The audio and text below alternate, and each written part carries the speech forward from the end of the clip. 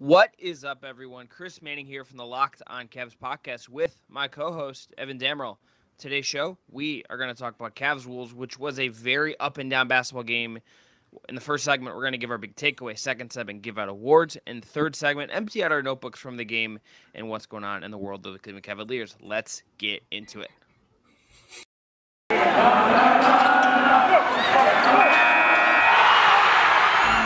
You are Locked On Cavs, your daily Cleveland Cavaliers podcast. Part of the Locked On Podcast Network, your team every day.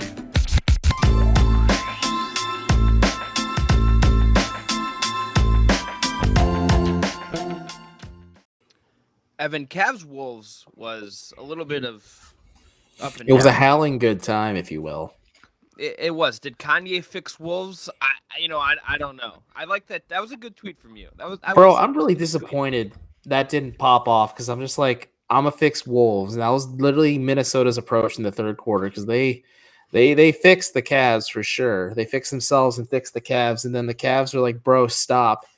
Listen, I know Kanye West is struggling. I hope he finds the help he needs. But I am more than certain that the next album be a certified banger once he gets it out there. Yeah. Anyway, this game, 127-122 loss from the Cleveland Cavaliers. The Cavs were down, Evan, by as many as 23 points in this game. They got really close. They tied this game. Like Cedi Osman hit a very clutch three-pointer, just kind of pulling up on the wing. They made a ton of small plays. I thought Evan Mobley, who I want to talk about, I think a lot in the third segment, just because he's going to factor out of a little bit here, was incredible at the start of the fourth quarter. One of the best displays of basketball I frankly think we've seen from Evan Mobley for any one stretch. But I think this game came down to two things as far as a big takeaway goes. Number one, a lot of mistakes in the fourth quarter. I think we had like 5 or so just kind of really sloppy turnovers. You had just some moments that got away from you a little bit, and that in conjunction with the rest of the game being a little all over the place was really tricky to handle. Secondly, it is just so obvious that this team is without all the ball handlers that they planned on having. There's no Darius Garland. There's no Karis LeVert. Ricky Rubio obviously tore his ACL and is not with the team anymore, and Colin Sexton's out for the year. Brandon Goodwin played the game of his life, and we will talk about him, but this team is just like lacking the whole identity I think it planned on, and I think it really shows. And those two things combining to me cost the Cavs a game that I think that they would ultimately like to have. Yeah, I absolutely agree on that. I think it was just a avalanche of errors, like a cataclysm of errors. Like it's weird. The opposite of a Cavalanche, like an anti-Cavalanche. Yeah, so just an avalanche of errors, I guess, there's a sexier way to put it, of course. I'm not a geologist, so the science people get at me. Geology isn't the study of avalanches, my guy. Geology is the study of rocks. But either way, speaking of rocks, this game rocked overall. I enjoyed it. Like for the most part, it was. I thought it was over. I think it's testament to Cleveland's ability as a team, where they just kind of don't quit at times. There were some scary moments in this game for sure. We thought Cedi Osman might have gotten seriously hurt. We hurt his hip. I asked him about it post game, and he said that.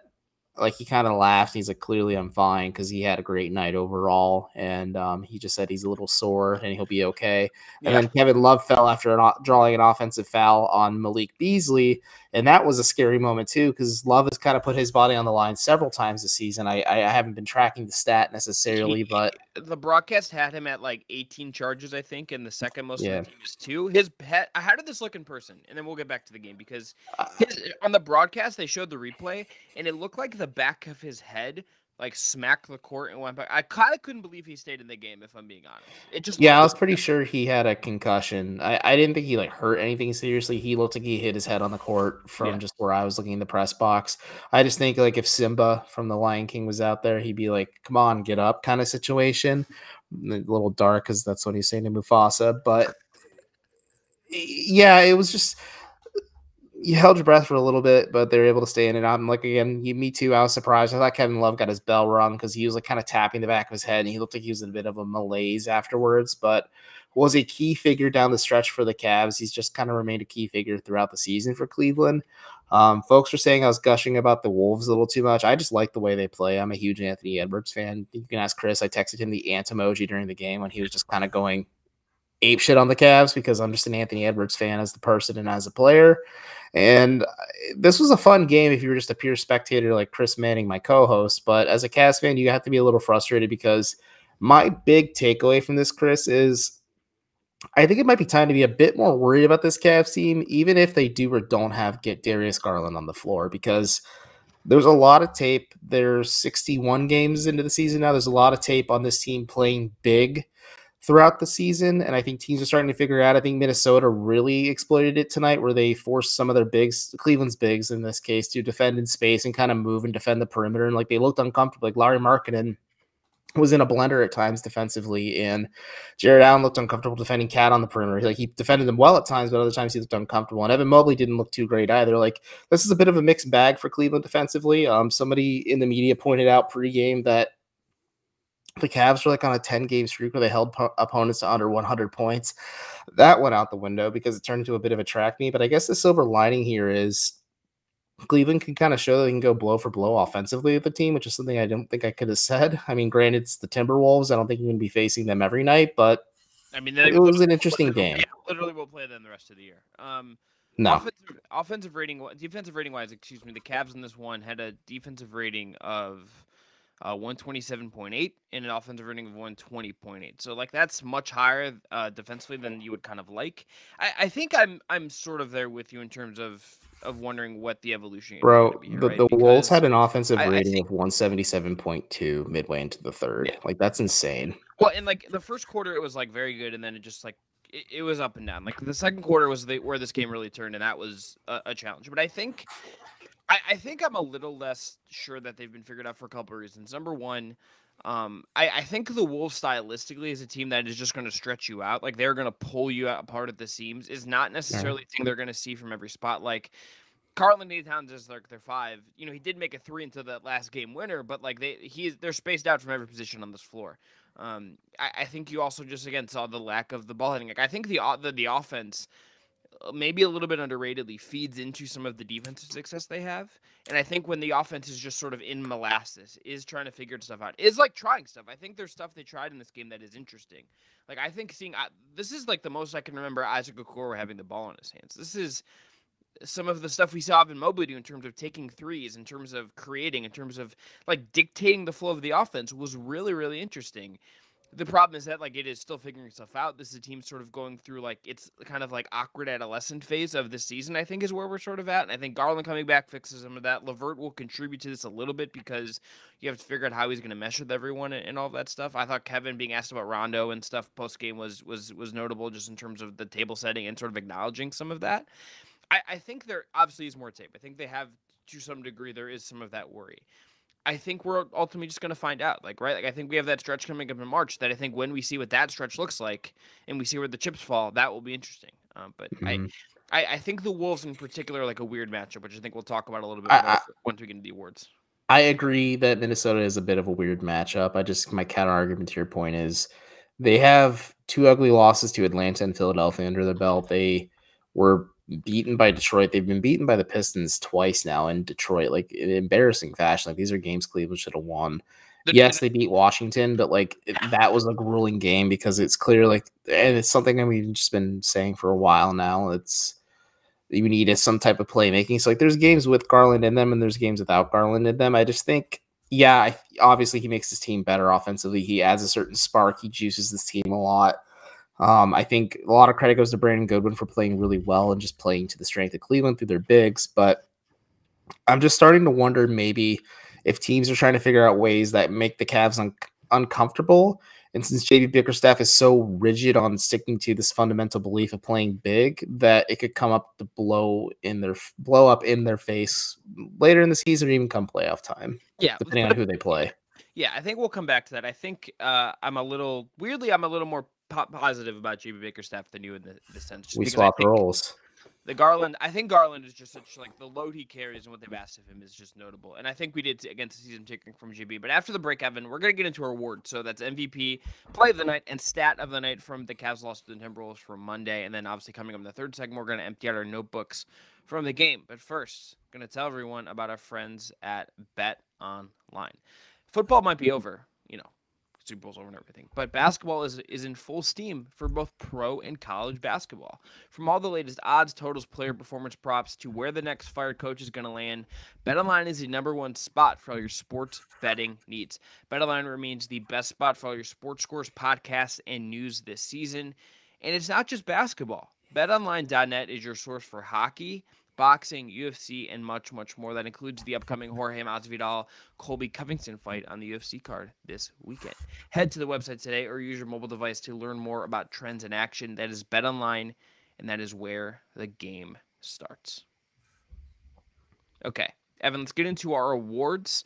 I believe we should start with MVP. So who is your MVP pick for Cavs Wolves? I'm going to go co-MVP just because Brandon Goodwin had a career night, a double-double. I'm going to pull his actual stats as I'm talking here. He had 17 points, 12 assists, 2 steals, 1 turnover. He was 2 of 4 from 3. Like, great night for Brandon Goodwin. I'm going to make an argument about him in a second. But also Kevin Love as well. Just not only the fact that I thought he had a concussion, but 26 points, 5 rebounds, 4 assists, a little bit of everything in this game for the Cavs. He was a key figure down the stretch for them and kind of kept them in this game more often than not, along with Jetty Osman as well, who was great. But just my Brandon Goodwin thing I'll save this for the notebook, but I'll tease it a little bit.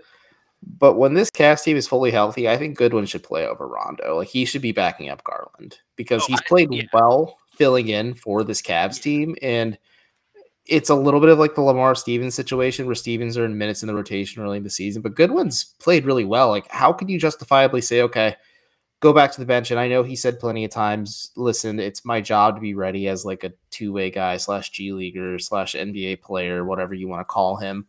And like, that's admirable, but he's played really well. You got to reward that. But who's your MVP pick? I agree with you, and we're doing a point guard episode later in the week, so maybe we should save that for a whole segment because I think we can milk that for a lot of content there.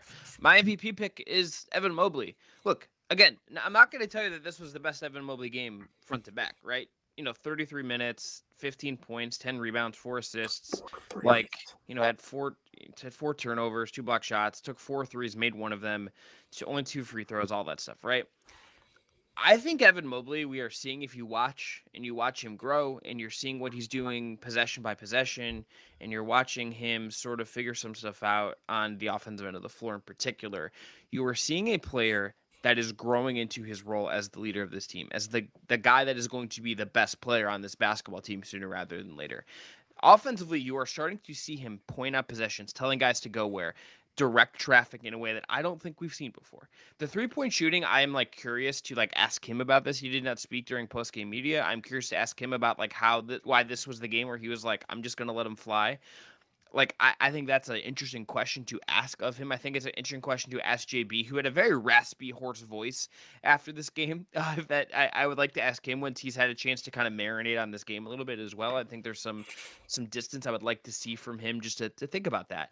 I just think Evan Mobley is getting better. I think he hit a rookie wall, and now I think he has leapt over that wall and is ascending another level. I think that I would encourage people, if they have time, to go back and watch the beginning of that fourth quarter. Until he checked out at 7:20, maybe the best 5 minutes of Evan Mobley basketball we've seen in a while. He was incredible.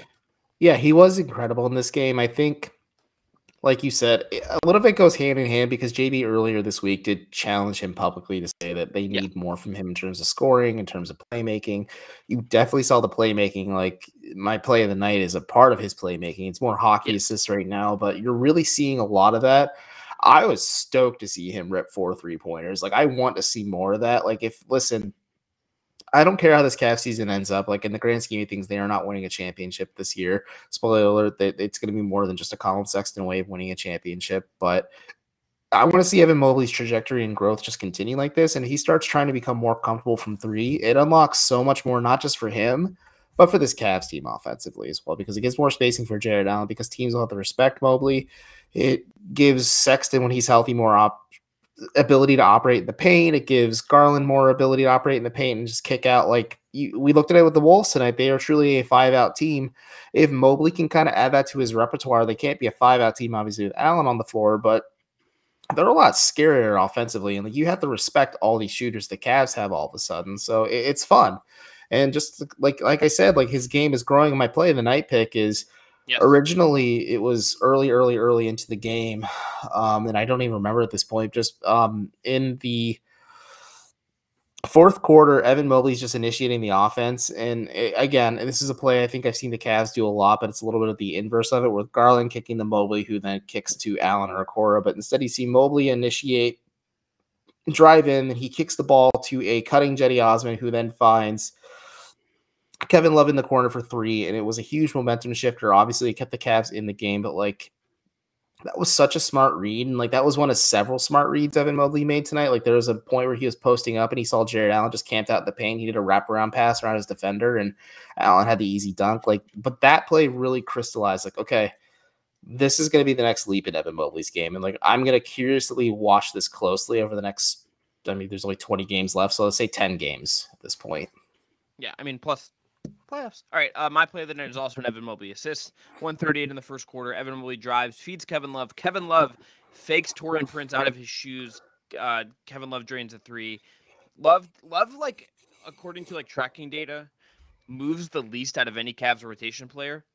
But he's like Jim Tomey out there. He makes the most out of those movements with his craftiness and his pump faking, and like Mobley, I just love Mobley playing with the ball in his hands. I'm with you in watching this. I think it is the thing to watch. All right, stat of the night. The high-low stuff between Mobley and Love is really fun, and just them getting more creative in the passing game is just going to be more excited. But the best part about that play, Chris, is Torian Prince like knew right away Kevin Love made that three because he bit on the pump fake, and then he just smiled. He smiled when it happened, and then he smacked Kevin Love on the ass when he made the three to congratulate him. Kevin Love has one move in that situation, and it is to pump fake and then reset himself and like maybe take a sidestep and then fire the three. He sidesteps to it's literally pump fake, sidestep to the left, and he fires a three. And if you stop that, he will pass the ball to somebody else. He is done. And like when you overrun him, you're just giving him a shot that he's gonna make, and like that's just very funny stuff. Okay, stat of the night. It's as simple. 3 rebounds in the second quarter is just like, goodness gracious, what are we doing here? This is the Cavs team that plays a lot of bigs, that like, plays guys that are kind of offensively bigs. Like we saw Lamar Stevens, Isaac Okoro minutes tonight. We saw Isaac is crashing the offensive glass more and stuff. And like, but you play Evan Mobley, you play Jared Allen, you play Lauri Markkanen. Maybe those guys are not the strongest rebounders in the world. I think that that's something lacking in Markkanen's game. I think, Mobley is still growing into his body, all of that stuff. But how do you only pull on 3 rebounds? And that was also the quarter where the game just really got out of hand for the Cavs. This is where this got stretched out. This is where the Wolves took a big lead. I just look at that as just like a very weird lack of control for the Cavs game. That to me is emblematic of the fact that the Cavs did not have full control of what was going on in that quarter of the game. Evan, your stat of the night is what? It goes hand in hand with yours, actually. It's I call this game a bit of a popcorn game for the Cavs overall. In the first quarter, it really looked like Cleveland had just full control of this game. They outscored Minnesota 37-24.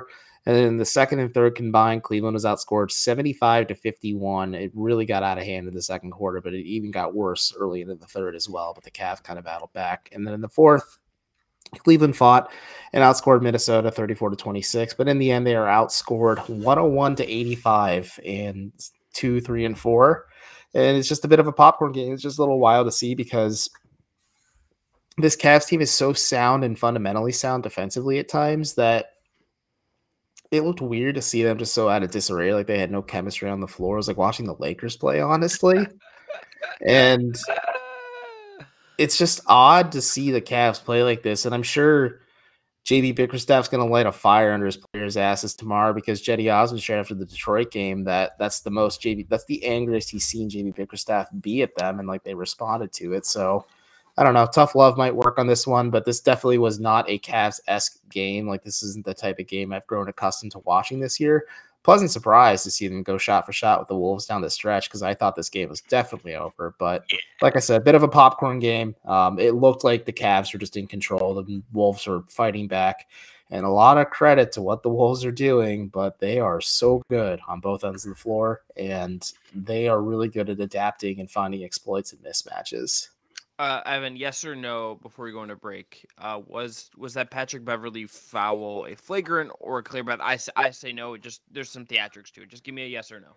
I think it was a yes, and I think it's funny that Jetty Osmond went on the record saying, I thought it was a flagrant. I was just as surprised as everybody else. After JB was like, not, JB who doesn't like to critique the refs for much for understanding reasons. Okay, after the break, we're going to empty out the notebooks. We're going to talk about Lowry Markkanen post-ups. We're going to talk about good God, defensive changes that I think are worth noting. And I want to note something about the fact that maybe guys sometimes have trouble holding onto the ball. And I don't know what that means, but I want to talk about it. But Evan, you're first going to tell us about our friends at Rock Auto. You're absolutely correct. This episode of Locked On Cavs is brought to you by Rock Auto. With the ever-increasing numbers of makes and models, it is now impossible for your local chain auto parts store to stock all the parts you need. Why endure often pointless or seemingly intimidating questions and wait while the person behind the counter orders the parts on their computer, choosing the only brand their warehouse happens to carry? You have computers with access to rockauto.com at home and in your pocket. Save time and money when using Rock Auto. Why choose to spend 30%, 50%, or even 100% more for the same parts from a chain store or car dealership? Rock Auto is a family business serving do-it-yourselfers for over 20 years, and their prices are reliably low for every customer. They have everything you need from brake parts, tail lamps, motor oil, and even new carpet. So, if you're interested, go to rockauto.com right now and see all the parts available for your car or truck. Rate Locked On in their How Did You Hear About Us box. They know that we sent you. Also, let us know if you actually put that. I had a listener reach out and show me that they put in Locked On Cavs that they sent them. That's really cool. But yeah, no. Check out Rock Auto today, folks. Yeah. Shouts to the guy in our comments who also was like, I ordered Built Bars because of you. I'm like, that's darn right you did. All right, let's get into the notebooks to clean this out. Evan, I want to just start with a quick note. I don't really think we need to talk about this, but I thought it was interesting that they went marketing on D'Angelo Russell and Okoro and Anthony. That was interesting. Game, we were wrong on the preview. It's not the first time, but it rarely happens. I will be wrong till the day that I dropped that. But I found it interesting that they kind of inverted their scheme a little bit to just go with that direction, and I think ultimately it was the right decision. Here, I just want to say this about Lowry Markkanen post-ups. That is not going to go how people think it's going to go. That is not how the broadcast. Like, if you would listen to Austin Carr and Brad Daugherty, who know more about basketball and played at a higher level of basketball than I've ever played in my life, it is like. It is what? I'm thinking about the last segment where you asked about the Jetty Osmond and was it a flagrant or wasn't? And I just thought about I saw the broadcast of Brad Daugherty screaming, "That's a flagrant foul!" Incredible, Brad Daugherty just unhinged in this moment. But here's the thing: I understand Lowry Markkanen is 7 feet tall. I understand at times he's being guarded by 6-foot guys. There's nothing in Lowry Markkanen's history as an NBA player that will tell you that throwing him the ball to post up is successful. He kind of did it against the Wizards, and I was like, oh, this is weird. He's actually posting up successfully and doing well in that. It was like, it is not an effective strategy because he is not only not going to score efficiently probably, and most guys can't. He's a guard in a 7-footer's body. Yeah, he's like a 3-and-D wing who happens to be 7 foot and have massive arms. Not so much the D part, though. I'm just going to be frank. Honestly, I think he's much better in defense than I would have thought coming into the year. I think he's been much better than I would have thought. But I do think my counter argument to that is having Okoro, Mobley, and Allen really. There's no doubt he's makes the system flow. Yeah, the supporting cast around him is a big deal. But he's been better than I thought individually. I would just say Lowry Markkanen post-ups are not going to end how people think they are, and screaming for them and that's not a way to fix the offense. The Cavs have tried to. The last time the Cavs tried to. It was weirdly against the Wolves. They tried to. Do you remember when they posted up Andre Drummond 30 bajillion times when the Wolves didn't have centers that because of injuries or COVID or whatever that one game and it didn't work? That's you're asking for the diet version of that with Lowry Markkanen. I mean after immense amounts of therapy, I forgot about the Andre Drummond thing. So thanks, Chris. That's I saw some hundreds of dollars more that I have to throw down the drain.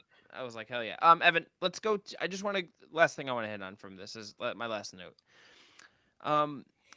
You wrote in our show thing that I think conference realignment, and I want to come back to this in the summer when we're need to milk some content. I want to do a let's protect the 8 guys we protect and stuff. When we're trying to make those summer bucks in August while we're doing our thing. I like Cavs Wolves as a Midwest kind of thing. Bad jersey matchup, really ugly, disgusting jersey looking matchup with those. Y'all have no taste. I think the lime green jerseys are fun.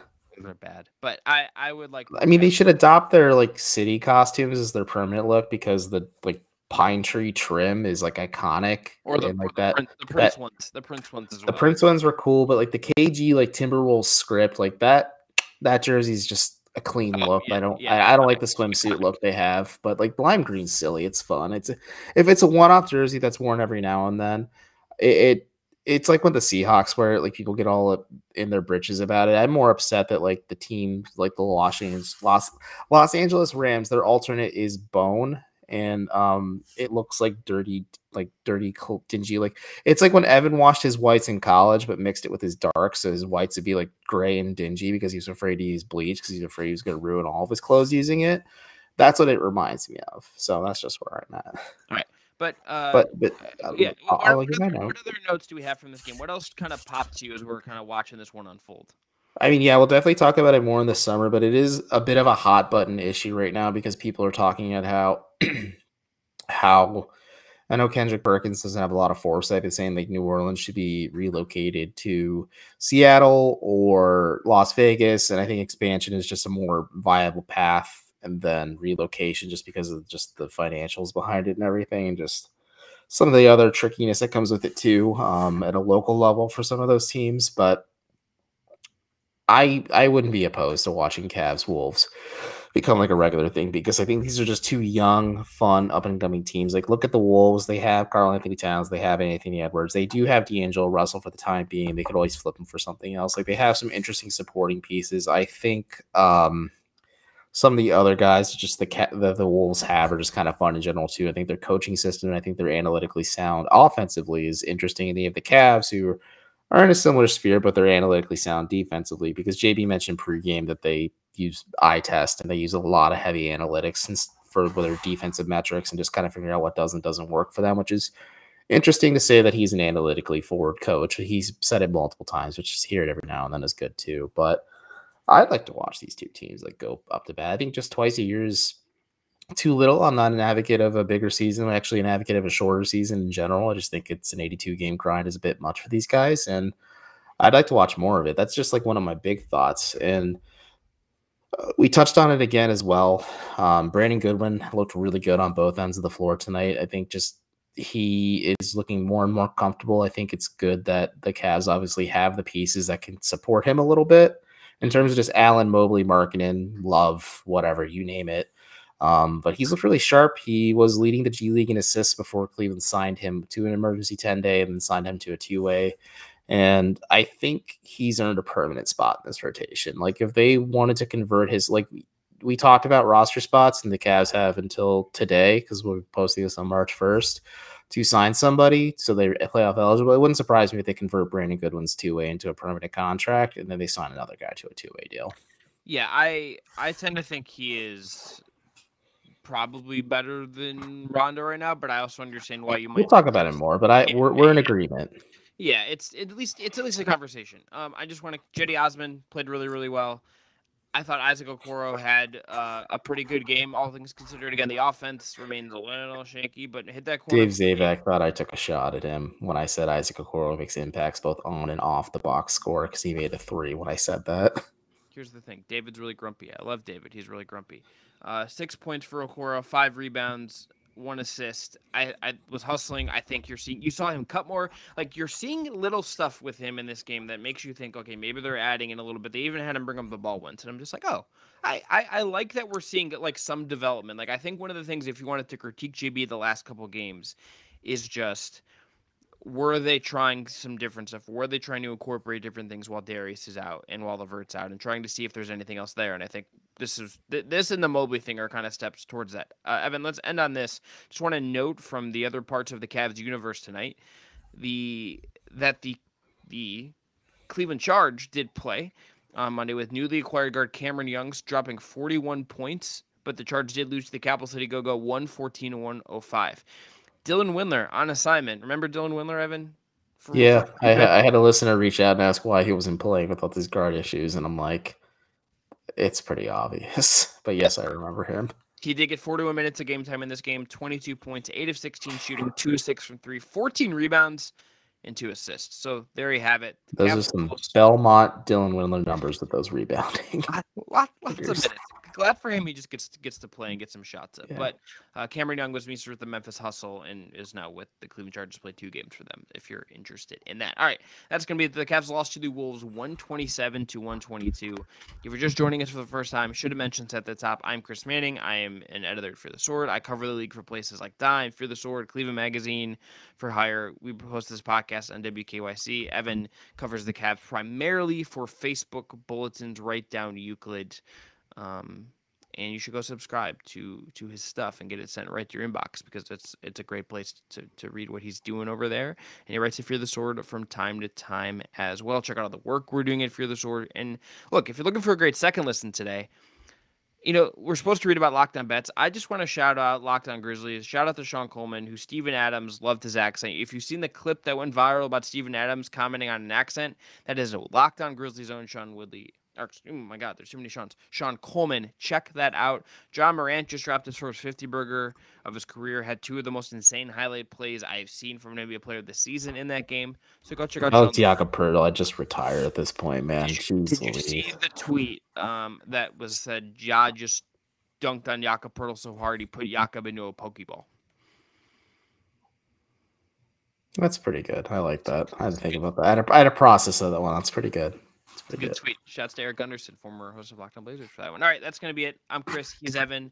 Be well. We'll talk to you on Wednesday. We'll talk to you on Wednesday. We'll analyze where the Cavs roster is at post buyout market, and we will look ahead to Wednesday's game against the Charlotte Hornets, which is going to matter. All these games matter. That's fun. Tune in with us. Subscribe if you haven't already. Be well. Be safe.